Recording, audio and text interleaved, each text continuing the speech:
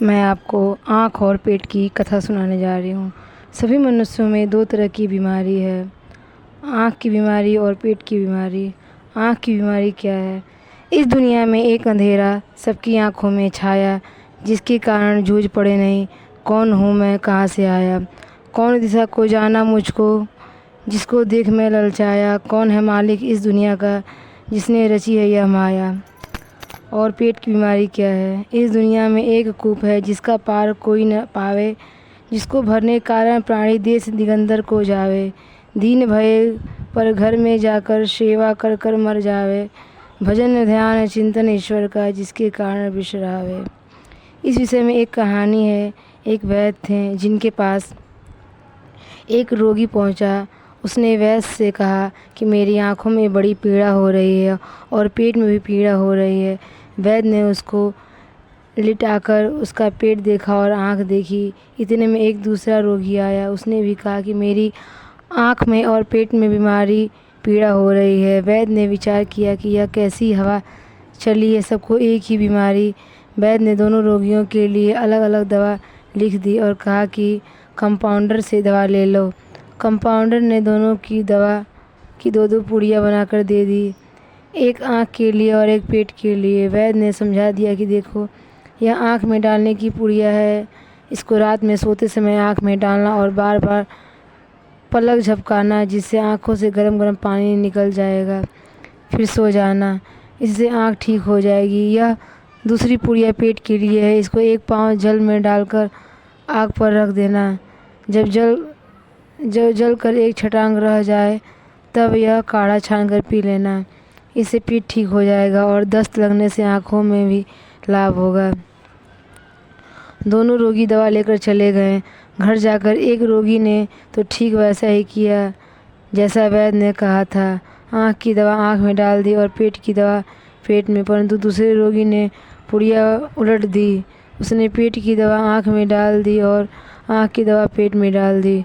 आँख में थोड़ा सा कचरा भी पड़ जाए तो पीड़ा होने लगती है, पर उसने पेट का चूर्ण आँख में डाल दिया, जिससे आँख की पीड़ा बढ़ गई। आँख की दवा ठंडी होती है और पेट में चली गई तो पेट की पीड़ा भी बढ़ गई। अब वह वैद्य को गाली देने लगा कि तेरे बाप को मैंने मारा था क्या? वह तो अपनी मौत मरा था, फिर मेरे से किस बात का बदला लिया है? दूसरे दिन वह दवाखाना खोलने से पहले वहाँ जा बैठा। वैद्य जी आए और खाना खोलकर उससे पूछा, कहो कैसे हो? वह बोला, कैसे क्या हूँ? वैद्य ने कहा, अरे क्या हुआ? वह बोला, हुआ क्या? जो तुमने किया वो वही हुआ। वैद्य ने कहा, हमने क्या किया? वह बोला, ऐसी दवा दे दी, मेरी आँख की पीड़ा भी बढ़ गई और पेट की पीड़ा भी बढ़ गई। साफ कह देते कि दवा नहीं देता, मेरे पास ज़्यादा रुपए तो है नहीं, इसलिए उल्टी दवा दे दी। वैद्य ने कहा, भाई पीड़ा कैसे बढ़ गई? किसी आदमी को दवा जल्दी असर करती है, किसी को नहीं करती, यह तो अपनी अपनी प्रकृति के अनुसार होता है, पर पीड़ा बढ़ने का तो कोई कारण ही नहीं है। वह बोला, मैं तो भोगी हूँ, मेरा पीड़ा तो बढ़ गई। इतने में दूसरा रोगी आया। वैद्य ने उससे पूछा, कहो तुम कैसे हो? बोला, महाराज बहुत आराम है, एक दो दस्त लगे, पेट भी ठीक है और आँख भी ठीक है। यह सुनते ही पहला रोगी बोला, देखो यह पैसे वाला आदमी है, इसको तो बढ़िया दवा दे दी, मेरे को घटिया दे दी। वैद्य ने कहा, घटिया कैसे दे दी? जो दवाएं इसको दी वही दवा तुमको भी दी, तुम्हारी पुड़िया कैसी थी? रोगी ने जेब से चूर्ण की पुड़िया निकालकर वैद्य के सामने पटक दी और बोला, यह है वो पुड़िया। वैद्य ने कहा, दूसरी पुड़िया? वो बोला, दूसरी तो मैंने काढ़ा बनाकर पी लिया, यह पुड़िया आँख में डाल ली थी, दवा ज़्यादा थी इसलिए बच गई। वैद्य ने कहा, इसको निकालो यहाँ से, उल्टी दवा तो यह खुद लेता है और कहता है कि तुमने मेरी पीड़ा बढ़ा दी। इसी तरह हम सब लोग रोगी हैं। हमारी आँखों की बीमारी क्या है? वास्तविक बात सूझती नहीं है, खुद तो जानते नहीं, दूसरों की ही मानते नहीं। जो अधूरा जानता है उसी को पूरा मान लेते हैं कि बस यही ठीक है। पेट की बीमारी क्या है? पेट कभी भरता ही नहीं, दरिद्रता का भी पेट नहीं भरता और लखपति करोड़पति का भी पेट नहीं भरता। कितना भी मिल जाए तो भी कहते हैं कि क्या करें, काम नहीं चलता। इन दोनों रोगियों के लिए भगवान ने हमें दो पुड़िया दी है, प्रारंभ और पुरुषार्थ। आँखों की बीमारी के लिए पुरुषार्थ है और पेट की बीमारी के लिए प्रारब्ध है। पुरुषार्थ कहेंगे सत्संग, स्वाध्याय, विवेक विचार करेंगे तो आँख का रोग ठीक होगा और अपने कर्तव्य का पालन करते हुए प्रारब्ध पर विश्वास करेंगे कि जो हमारे भाग्य में लिखा है वही मिलेगा तो पेट का रोग दूर होगा। प्रारब्ध शोक चिंता मिटाने के लिए है, आलसी अकर्म बनाने के लिए नहीं। जैसे बेटा बीमार हो तो अपनी सामर्थ्य के अनुसार उसका भली भांति इलाज करते करते अगर वह मर जाए तो मन में इस बात को लेकर चिंता शोक नहीं होगा कि हमने अपनी तरफ से इसके इलाज में कमी रखी। बेटा तो प्रारब्ध के अनुसार ही मरेगा, पर अपने पुरुषार्थ में कमी होगी तो चिंता शोक दुख होगा कि हमने अपने कर्तव्य का ठीक से पालन नहीं किया। इसलिए जो करने में सावधान और होने में प्रसन्न रहते हैं उनकी आँख का रोग भी ठीक हो जाता है और पेट का रोग भी। परंतु जो पुड़िया उलट देते हैं अर्थात आँख के रोग के लिए प्रारब्ध और पेट के रोग के लिए पुरुषार्थ लगा देते हैं, उनके ये दोनों रोग बढ़ जाते हैं। ऐसे लोगों से सत्संग, स्वाध्याय, भजन, ध्यान करने के लिए कहा जाए तो वे कहते हैं कि कैसे करें महाराज, हमारे तो भाग में ही नहीं है। प्रारंभ से मिलने वाले धन के लिए रात दिन पुरुषार्थ में लगे रहते हैं। सारा पुरुषार्थ पेट के लिए लगा देते हैं और आँखों के लिए कुछ करते ही नहीं।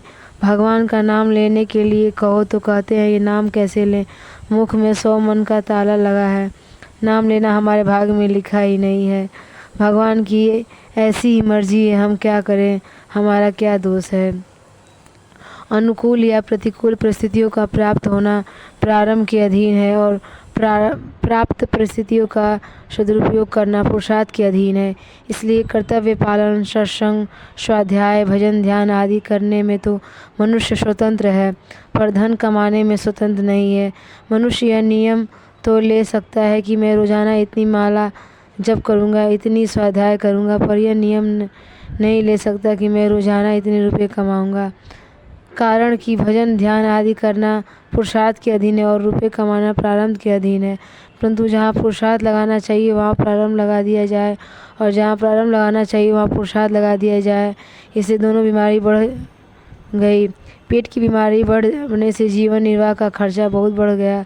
पढ़ाई लिखाई में, खान पान में, स्वाद शौकीनी में, रह सहन में खर्चा बढ़ गया और कहते हैं कि स्टैंडर्ड ऊंचा होना चाहिए। सारा पुरुषार्थ स्टैंडर्ड ऊंचा करने में, पेट भरने में लगा दिया और आँख से कुछ दिखता ही नहीं कि भगवान क्या है, संसार क्या है, मैं कौन हूँ, मेरे को क्या करना है। रात दिन हाय पैसा करते हैं। अगर हाय भगवान करे तो निहाल हो जाए। जिस लगन से धन कमाते हैं उसी लगन से साधन करे तो कल्याण हो जाए।